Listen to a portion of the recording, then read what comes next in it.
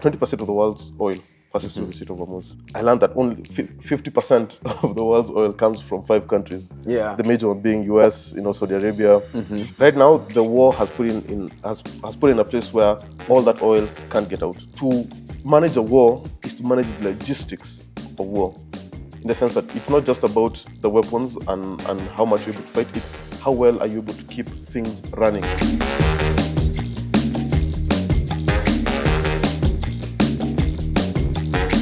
Welcome to another episode of Admin Access. We are delighted to be here in this Q3. Our fans did not meet their... We're in Q2? Yes.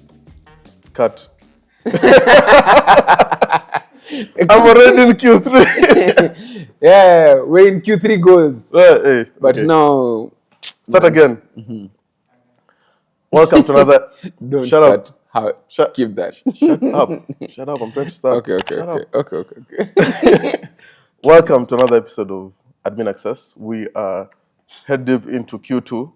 Our fans disappointed us. We were aiming for 100,000, but we thank you for the 900. We're almost 1%. We are almost at 1% of our goal. Our KPIs are strong. Our benevolent overlords are not too benevolent. Very soon we shall start Q3 planning. But for now, thank you for joining us. Dominic, how have you been? Well, it's been a good week. It's been a fun week. It's been a fun week at work. More fun week in tech, to be honest. More fun week in tech. Yeah, more fun week in tech. It's not our main story, but a lot of things have happened. Here at Admin Access, we promise not to make it all about AI, but we just can't help it. We just can't help it. We can. We are not making it, except for this small segment where we just have to say, okay, well, we can acknowledge it and we'll probably belabor it in a following episode. But this is the week ending on the 11th of April. So this is the week that Mythos was announced as well by ChatGPT and, by Claude, by Anthropic. And let me just say we have a lot of choice words and we're reserving that for a following episode. What I will say, however, is I'm getting Dario fatigue. I don't know, man. I'm thinking a lot. I've been thinking a lot about what they're saying, what they've been saying, and I've been really studying a lot of I read through their system card, but let's not get into it. We'll keep an episode out for that one, and we'll probably have some interesting company. Yeah. For it. Also, something interesting to just mention as it's actually a precursor to our main topic for today. Okay. But it's been a while since we talked about war. Why not? And stop laughing. You guys, let me tell you, this thing is actually serious. I picked up Evans' YouTube today, and the first episode that was open was about guns. This guy is actually obsessed with war. Wow, like, who's watching a YouTube video about Smith and Wesson's guns? These guns are actually out of circulation right now. But guys, you need to subscribe. We need to give this guy money to go to a gun range or something. Anyway. What I found interesting this week, before you rudely interrupted me by showing a mirror to myself, is there was this story about the ghost mama. Have you heard about it? No. What's that? It's all about a story that came out of the US-Iran war, of this tool that the US used to retrieve a fighter pilot who had been stuck, whose plane had been shot down. And as I describe this, it sounds crazy. And keep in mind, this is the information that they've released to the public. Okay. So what's even more crazy for me is, what do I not know? And this is what I mean. So according to the New York Post, there was a breakthrough deployment called Ghost Mama, which detects electromagnetic... Ghost Mama. Okay.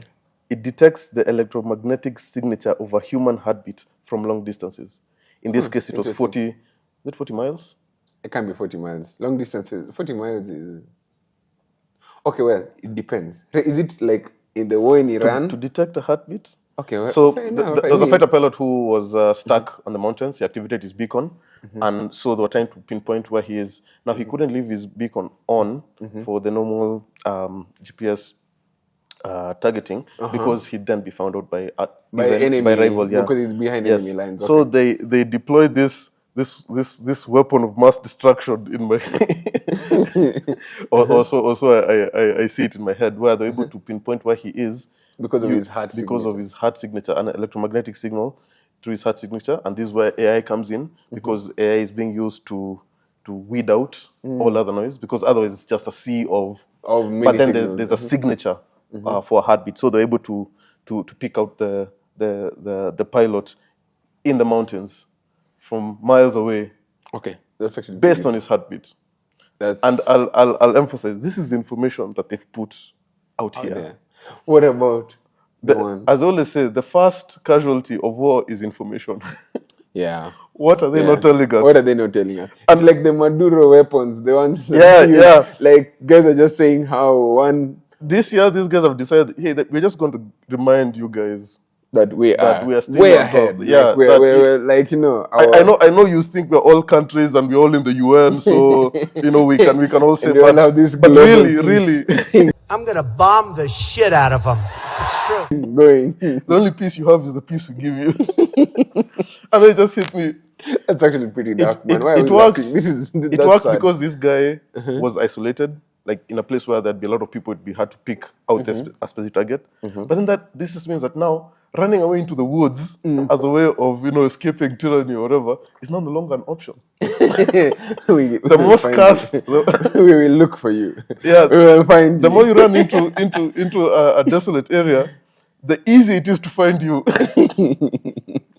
Anyway, they've strapped soon it's going to be strapped onto the it was used on the Black Hawk helicopter, and it will soon be used on the F-35 fighter jet, which, as you know, is the most silent and most advanced fighter jet out there. So Yeah.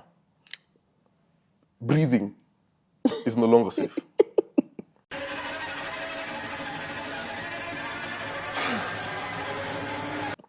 Watch out. Hey, bro, I think what's happening in Iran is like one of the... War is a very interesting topic. We can get into that like a lot, but I wanted to bring it home. Actually, I wanted to start here.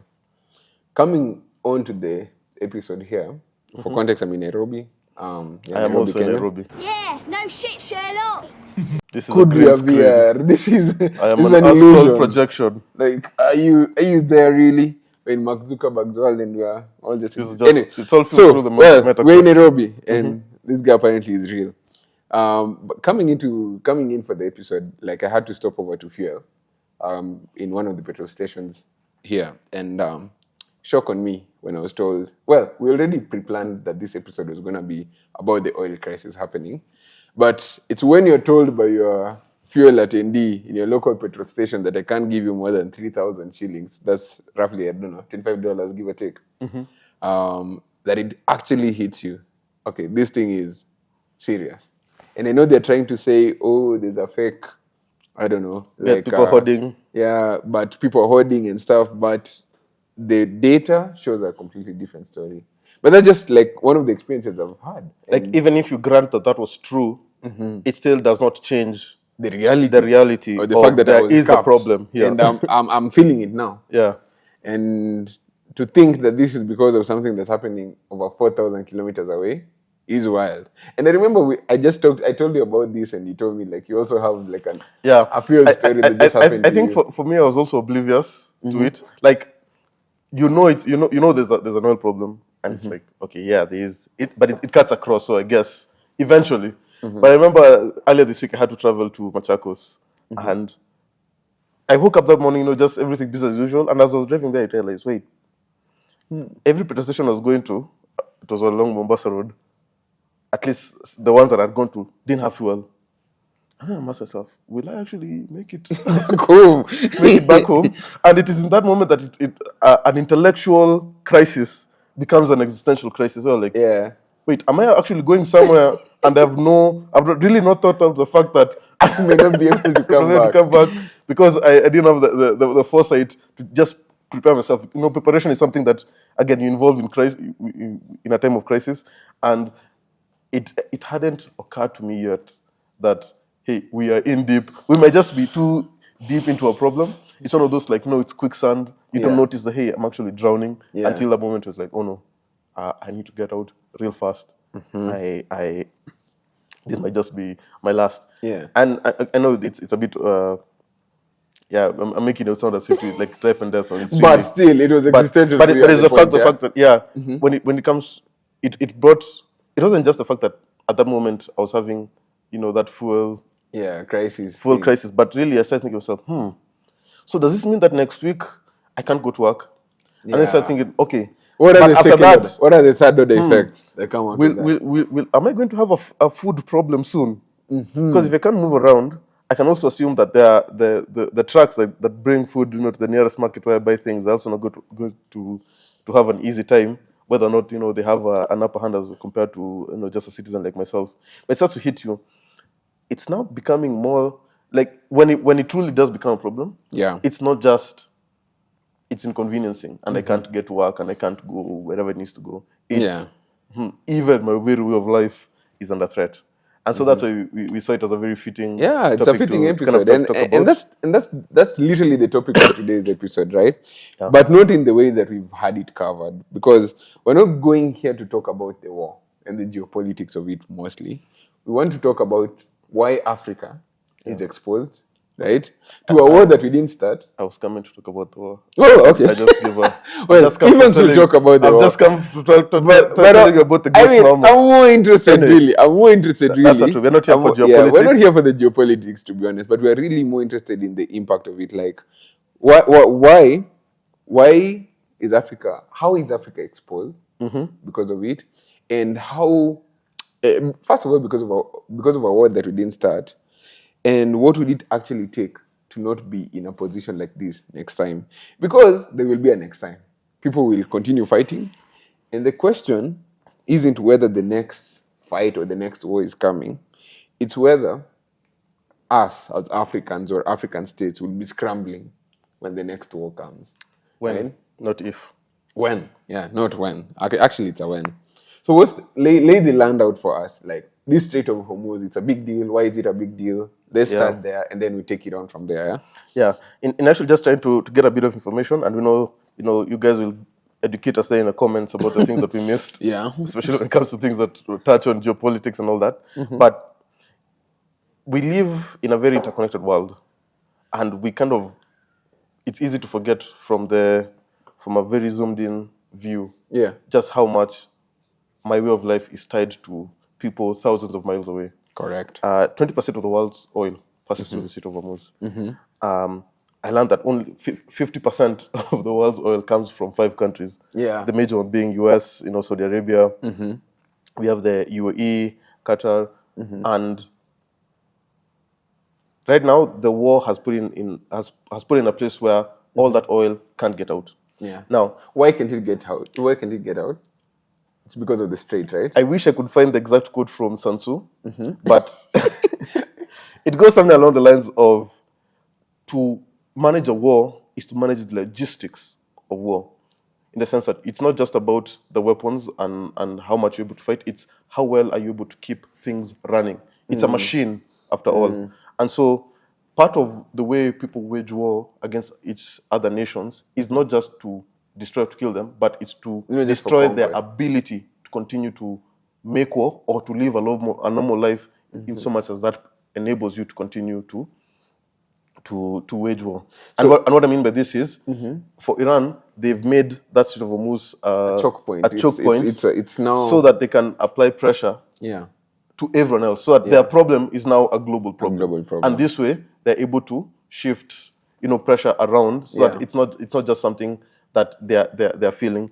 So what that means is that the oil that was going to almost global, like as you said, 20% of the oil is now put on hold, and that has had a lot of effects for most of the countries around the world. Correct. Now, we're not feeling it directly because a majority of countries have a certain stockpile. We all have power banks.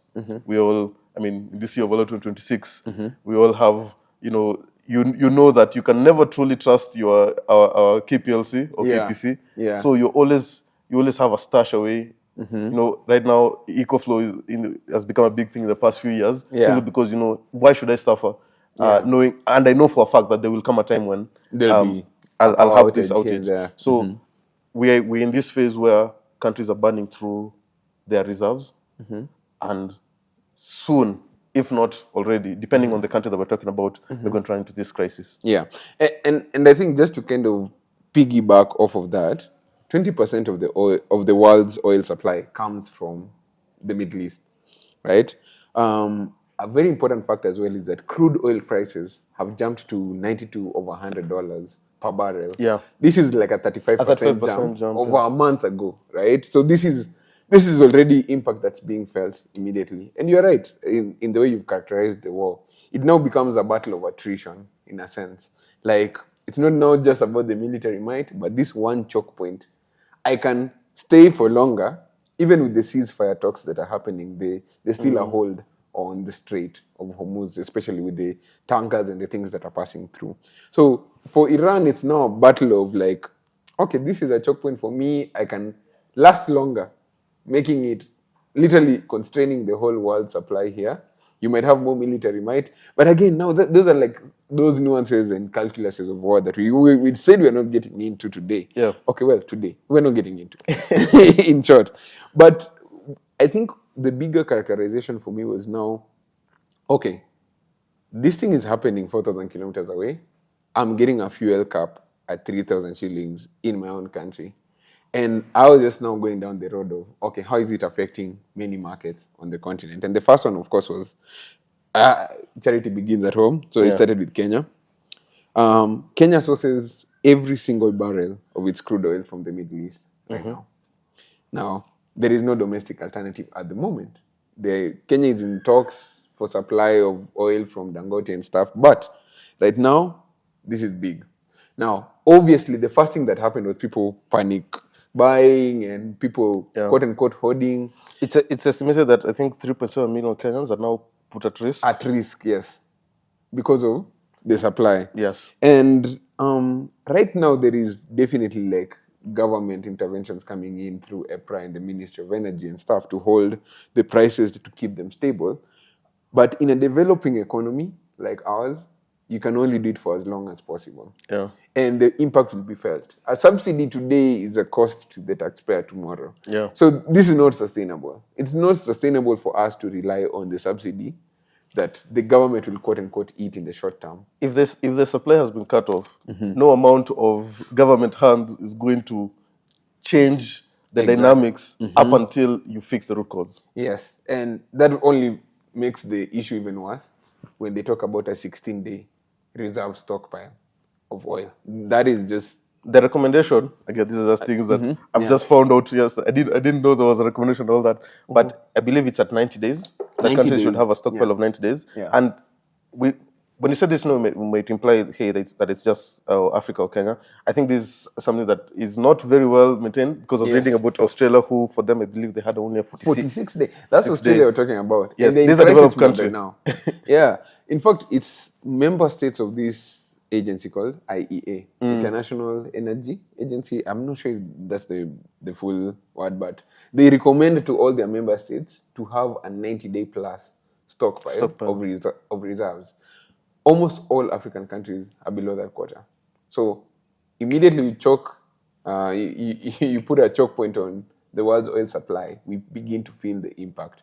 It can be staggered over a period of time because these tankers move really, really slowly. But over 2-3 months, the crisis that's happening right now in the Strait will be felt downstream in like a couple of months in many of the states. In certain markets, like the next example, you can walk Zimbabwe, us through those states. Yeah, Zimbabwe is already feeling it. No fuel subsidy, no government subsidies, so the fuel price is already 40% up in less than a month. And you've said that you just hit me. This is Zimbabwe we're talking about. Yes, this is Zimbabwe. And do you know what the government has done in response to that? They have decided to increase the ethanol content in their petrol, essentially diluting their petrol from 5% to 20%. Now, get ready for 50 trillion. Yeah, it's the thing about having more ethanol. Ethanol content burns at a higher temperature. So it messes up things like fuel gaskets and the rubber seals in those pistons and things like that. So essentially, in the long term, it actually damages your engine.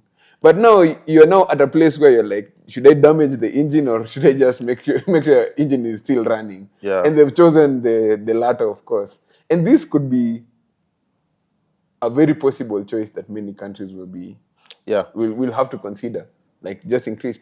In fact, in Kenya, there are reports that there are certain petrol stations already beginning to dilute, which leads me to my impact today. Now, the fuel petrol station of my choice has capped me at 3,000. I'm afraid of shifting between different petrol stations because I'm like, hey, what if these are the guys who are diluting? I'd rather like have a single point of failure so that I know if my engine knocks, it's because of this petrol station, and I can go on Twitter and and do what really. And you'll know and blast my way through. But the point is, like, it's a very real emerging fear, but that's happening in Zimbabwe. I believe Mauritius is also running into a challenge where once it was stopped, they went direct into crisis. Is it that they didn't have any reserve? Mauritius' case is actually interesting. Mauritius is an island state, Yeah. no fuel production whatsoever. Yeah. So they import all their oil. They had a 21-day stockpile, but they missed a shipment because of the war happening in the Middle East. Right now, they are paying premiums for oil that they've had to import from Southeast Asia and Australia, I think. I'm not sure, but one of those two. And of course, this has like ballooned there. And mark you, just for context, Mauritius has a bigger reserve stockpile than Kenya, and already they're feeling the heat like crazy. And for an island nation with no domestic energy production, 21 days is the entire buffer for them between function and crisis. So that's just Mauritius. Ethiopia is crazier, by the way. Ethiopia, the government has decided that they are manually allocating who gets fuel. like critical ministries, they'll say the guys who are doing, and many markets are already doing it. And then there's our beautiful brothers from Nigeria, which is kind of a different story. So, actually, I want you to paint a picture of these two nations. We have South Sudan and we have Nigeria. I'm saying that because both of them are said to have, Nigeria is known, they do have already oil mining going on. And we have South Sudan who, whether they have or not is relevant to the fact that their political problems are basically at the forefront of everything else they can do. It's what keeps anything else from happening. So South Sudan is almost a poetic one. I think South Sudan has some of East Africa's and a sizable part of actually Africa's largest oil reserves. But they export oil of their crude oil and import back the refined product, which is extremely sad. So when the supply chain breaks, they literally have nothing to fall back on. Yeah. And the problem is even accentuated more because South Sudan uses their oil to produce electricity. Yeah. So right now what's happening in cities like Juba is that they are on a blackout rationing between 4 p.m. to 4 a.m. Every other day because of lack of oil, they can't even do electricity production. So essentially you're in the dark. And this is Juba, the capital city. It gets, the situation gets super, super worse when you start thinking about it in the context of now apply this to the whole of the nation and not just the capital city. Yeah. Every other town is and it's also for note, we just mentioned Australia. They also have that same problem where they got to a point where they closed, I believe, a majority of their oil refineries, so that now they ship oil to Singapore and buy it back. And buy it back as refined. As refined. Just simply because the mathematics adds up to that. And we're going to touch on that a bit forward. But let's close it out with Nigeria, because Nigeria is a very interesting use case. Nigeria is supposed to be Africa's insurance policy. And it's funny because they have the Dangote Refinery. The Dangote Refinery is Africa's largest, and it's actually the world's largest single-train oil refinery in the world. They do around 650,000 barrels per day. And this is something that is being run by private capital. A private businessman, Aliko Dangote. This is the guy who built what African governments should have been building decades ago, right? And it's running, genuinely trying to cushion the continent. And exports have massively surged after the crisis too, because they're in talks with countries like South Africa, Ghana, Kenya, all wanting like these reserve shipments coming to them. But here's the catch. To run at full capacity for Dangote, they need around 19 crude oil cargo deliveries for their plants. Sorry about that. What is this? Here at admin access, it's always the usual suspects. Before we start, we always say, Yeah. let's turn our phones in silence. I turned off my And then we phone. all look at Dominic. I turned off And my he phone. swears. I swear to God, that's what he told me. I've done it. And then the watch rings and I'm like, okay. Technology. Anyway, so where was I? I was at Nigeria. I was talking about Nigeria. Now, these guys, Dangote, does around 650,000 barrels a day. This is the biggest single train refinery in the world. It's trying to meet this demand. However, the catch that comes with it is the fact that they need around 19 cargo deliveries every single month from the NNPC, the Petroleum Commission, I think, in Nigeria. But crude oil that's being extracted from Nigeria can only service up to 10 deliveries of those.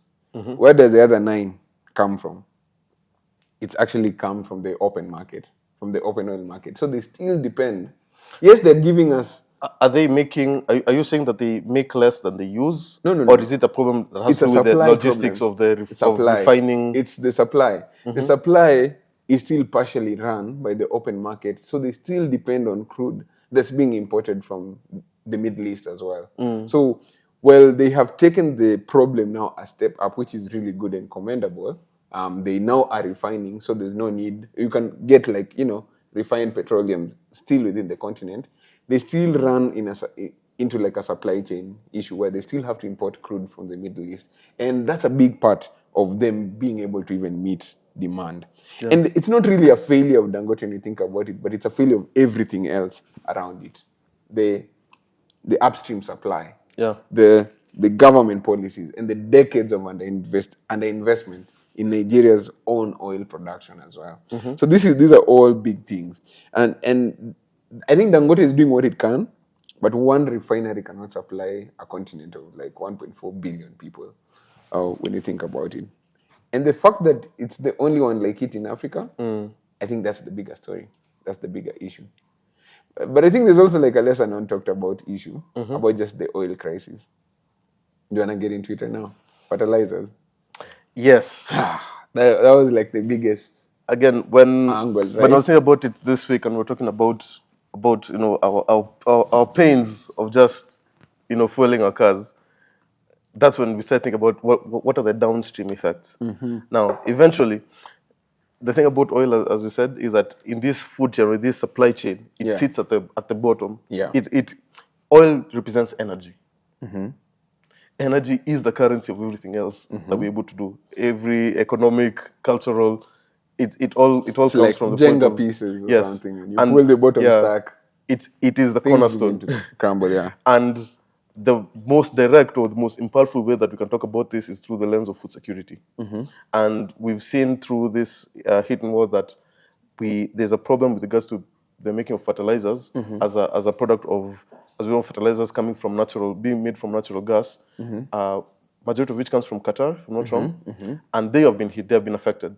So now the biggest plant was bombed. Their biggest plant was bombed. Again, making my problem everyone's problem. Yeah. And now we're having a problem where this is now not just going to be an energy crisis, it will soon turn into a food crisis. In much the same way, I think during the Ukraine and Russia war, there was a food crisis coming from the fact that a lot of the world's wheat stems from those two countries. Correct. Now we get to a point where we can now no longer grow food because the fertilizer we need to grow food at the scale that we require for most nations. Most nations being, I mean, even including China, being nations that import food. We are now at a point where, hey, the second order effects are just around the corner. Yeah. And they're going to be much worse than just talking about fueling and machinery. I can't even begin to explain how big this is. But I think it's important for us to kind of tie the story for our audience to kind of understand how fertilizers affect us and our dinner plates right back at home. So you mentioned correctly, synthetic nitrogen fertilizers are like, they probably contribute to they probably sustain 50% of the world's population in terms of food supply. Yeah. And that is not a small, it's not a small. When we talk about breakthrough innovations in world history, fertilizer ranks just like at the top, like pretty much the same with things such as vaccinations. Yes. it's up there, because how we be able to be able to sustain, are we at 8 billion or 9 billion? 9 billion probably. Probably 9 billion Pushing people, isn't just by rain and shine. Yes. It's been having a very predictable way of making food and delivering, and the logistics to get that food to everywhere it's needed. As we said, a lot of countries are net importers. Yes. So and maybe we can take like a slight chemistry tangent here, just to kind of explain the whole chain and how it works. Nitrogen fertilizers, primarily because of urea, they make up 60% of fertilizer inputs used globally, right? Without nitrogen fertilizers, pretty much crop production, the crop yields collapse globally, right? And that's not a small consideration. Now, urea comes from natural gas, but more specifically, urea comes from ammonia, ammonia comes from nitrogen. Plants cannot use nitrogen because it's an inert gas. They need a form of usable nitrogen that's put in the soil so that yields can happen. Now, typically this used to be done through manure and things like, I think, guano or something. Like there's a natural way. But our yields are capped at the rate of manure produced. And around 100 years ago, there's this process called Haberbosch. Berbosch. Sounds German. Yes. Anyway, this process is the one that basically takes nitrogen and turns it into urea. And this is the biggest catalyst for crop yield because of synthetic natural fertilizers. And it happens because of a process of like a lot of heat and compression, which is found in liquid, like natural gas productions. So LNG plants are the biggest production source of urea, right? And 34% of the world's, let me say, is it 34%? Yeah, 30% of global fertilizer trade passes through the Strait of Hormuz. 34% of global urea exports transit through the choke point. What happened during the war was there was a bombing that happened in Qatar. I think it's the largest nat gas facility was bombed. And because of that, Qatar it literally puts a blockade on, like, we cannot export anymore urea for external deliveries. The downstream impact of that is, first of all, obviously choking up like the urea exports, which is a very critical component of fertilizer production. And there's even things like global food security, but I won't even get deep into that. But that alone has significantly impacted fertilizers.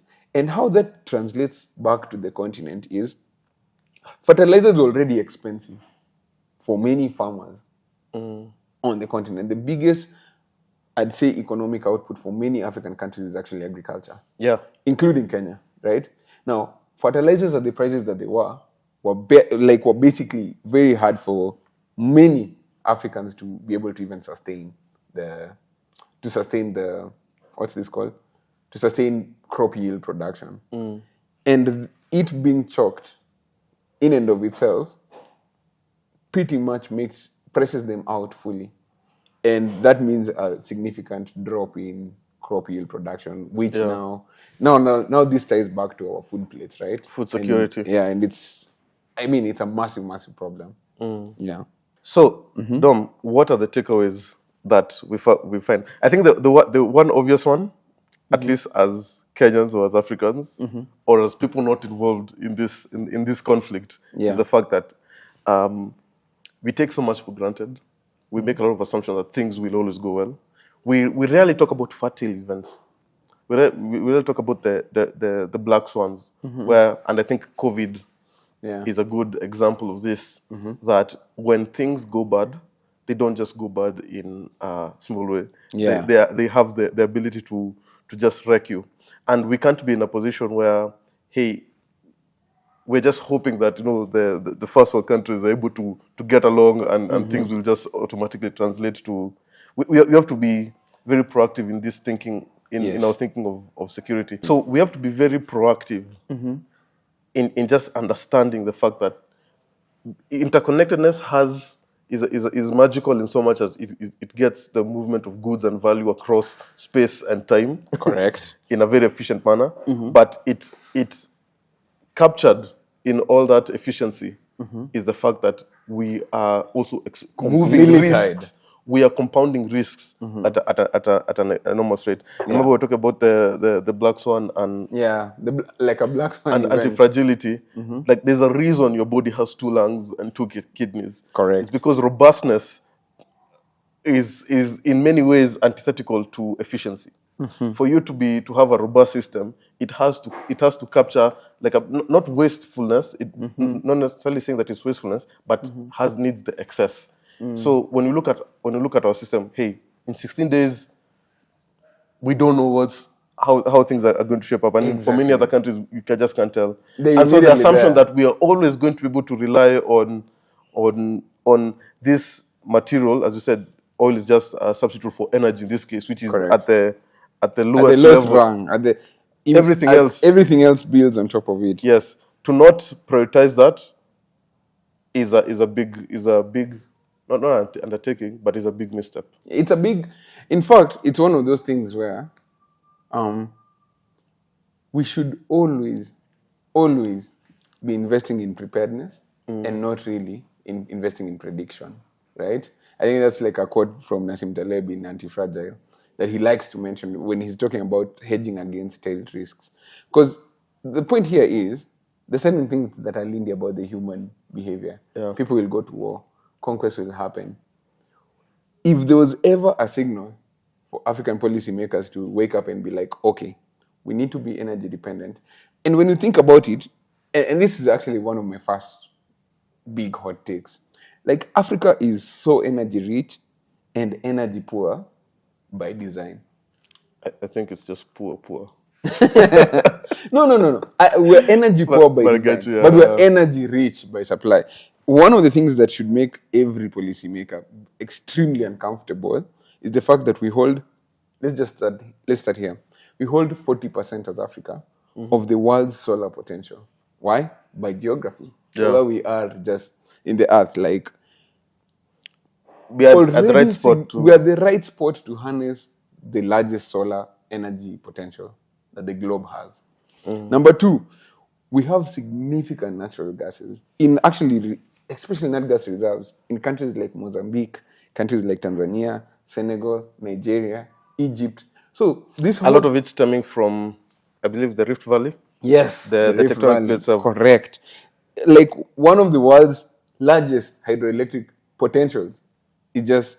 In fact, I think some structural engineers. There's a report by some structural engineers that the Congo River alone can supply all of Africa's electricity.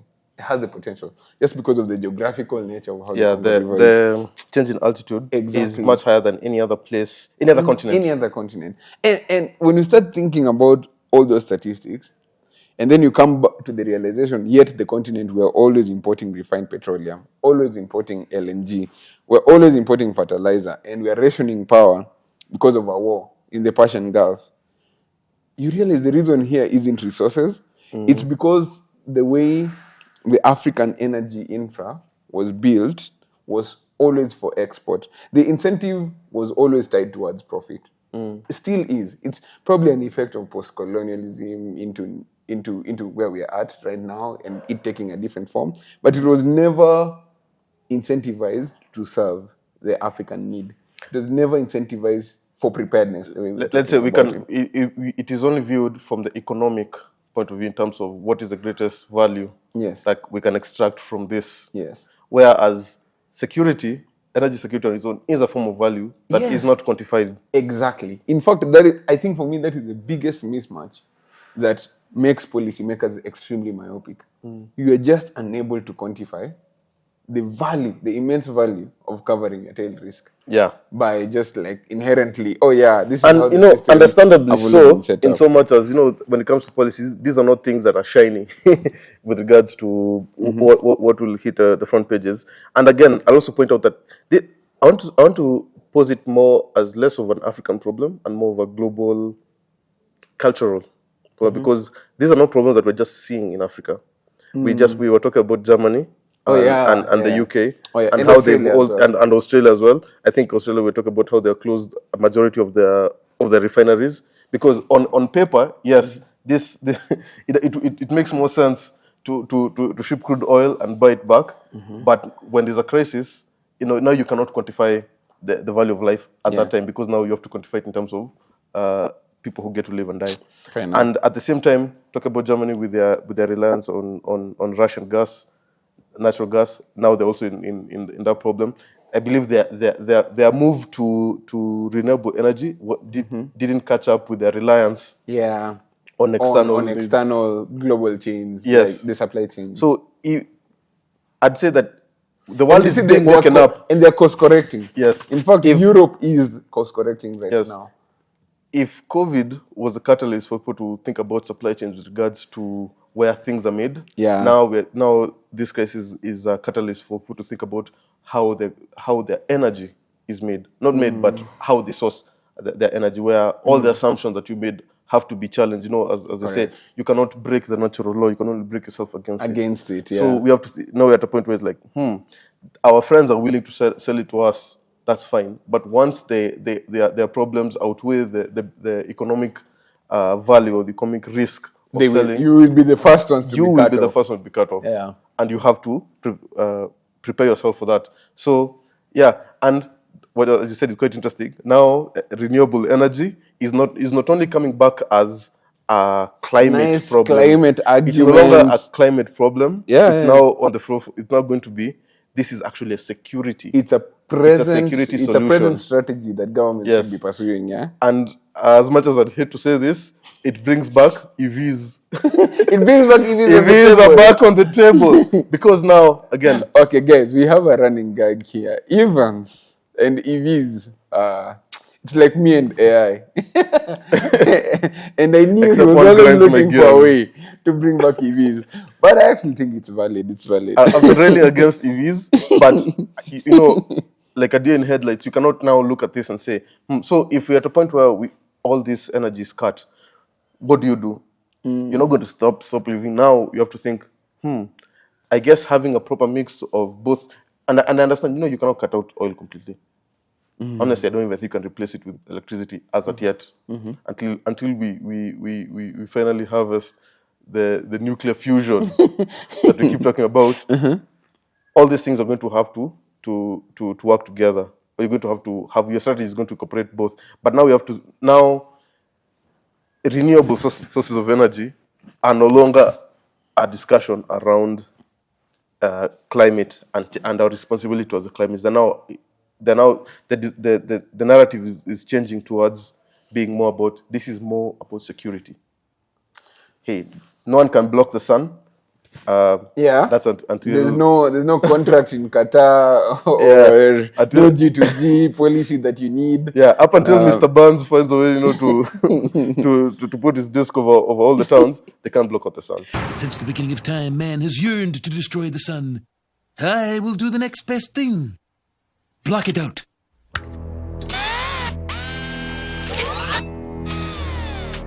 Good God. So you have to think of, renewable source of energy. I'm pretty sure nuclear. Again, coming back on the table. I mean, the thing is, quantifying the happenstance of a tail risk drives now all the incentive for the investments in solar. Now, but to African countries, for context, I think there was a statistic I read. There's a 54% year-on-year increase on the gigawatts, the amount of gigawatts installed because of solar capacity, especially in 2025. But does it keep up with? It's not. Now, the projections are this could most likely be around 15% of electricity supply by 2030 on the continent. And hopefully we're lucky 30% by 2040. That timeline needs to be shrinked like crazy. And the other thing to also mention, it's also not a magic wand that, we just installed solar and now it's a one-to-one replacement. Correct. Petroleum is a very good store of energy in so much as it is transportable. Storage is not a problem as opposed to electricity. Correct. It is very energy dense. For the same amount of solar or electricity in this case that you store, you can put it in that's equivalent to putting it in a can. In a can. When it comes to storing it in oil. So there's so much that it just can't do and makes it perfect for being, the source of energy that you just cannot say, hey, we'll just throw a bit of HEP and some solar panels and we're good. But nevertheless, now we have to start innovating around if this is truly a sovereignty problem, because that's what it eventually becomes. Yeah. And EVs could potentially as well, as you said, be a big sovereignty play. Like, if we can, to a huge extent, curb our mobility risk. Enthusiasm. I saw what you said there. Anyway, but if we can as well, like, just curb our mobility risk and invest more into EVs, we are able to not be stalled, essentially. And there are policies that are already in place. But I've been thinking about, like, okay, if I'm a policymaker right now, how do I attack this? Because you kind of have to face your solutions in a way that makes sense. You must invest in strategic fuel reserves. Yeah. How do you have 16 days as a nation of emergency stockpiles? How do you have 21 days? And these are the most advanced economies on the continent. That speaks to, like, fragility on a different level. Yeah. That is something that is immediate. That is something that can be, like, addressed immediately. And these are, like, all things that we can begin to invest in, like crazy. Fertilizer stockpiling. This is, like, one of those things that are crazy because I think there is a chart on how urea prices have spiked. And we'll probably link it in the show notes. And this is one of those things. We must invest in, like, emergency stockpiling of critical reserves. Even if it costs us, like, it's almost like building an emergency fund first. Before you even start doing investments in, like, massive things, is your emergency fund at a healthy place. Bro, with the current state of things, we're extremely fragile. And that's really, really sad. Yeah. And I don't know, in the medium term, I've been thinking, there are so many countries with massive oil reserves on the continent. Angola, Nigeria, Gabon, South Sudan. We need a replication of what Dangote is. And this cannot just be incentivized by private capital. It must be driven fundamentally. Like, when you think about how all our pipelines point towards the coast, directly for export of crude, it breaks. Like, we need to make the economies a bit more circular. And the only way you make it a bit more circular is when you make investment. You have to incentivize consumption. Yes, you have to incentivize production, actually. Local production. So we need to have more refineries, especially in countries that are already, like, large exporters of crude. Like, it's one of those things where it cannot be one entity as well. Otherwise, we still run into the same issue of, like, you know, a chokehold as well, with just one company that determines the fate of 1.whatever billion people on a continent. So yeah, those are, like, some of those things that I was just thinking. These things need to be approached with teeth. Like, people need to eat it with teeth. And hopefully we would be in a place where next week we're not told we're on a $20 cap for fuel, and it gets worse and worse and worse. Yeah. But anyway, guys. And with that, do let us know what you are doing personally to address this crisis.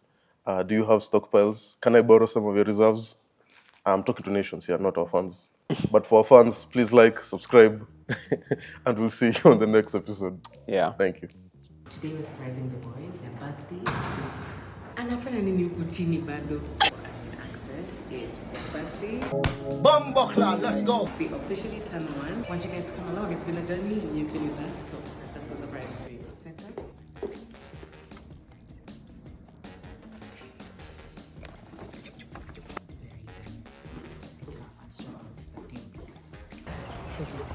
Here with the cake. Welcome to another episode of Admin Access. Got some party poppers. Bashi na Juba. I'm going to pick their family. Yeah.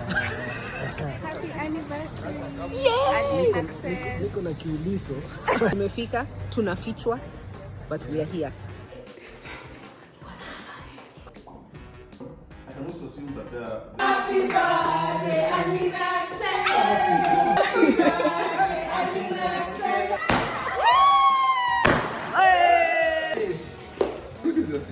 Good Who tell us about that code? This code We will love not it. compare. It's the thought that counts. I'm sure you used the Really? Pretty nifty.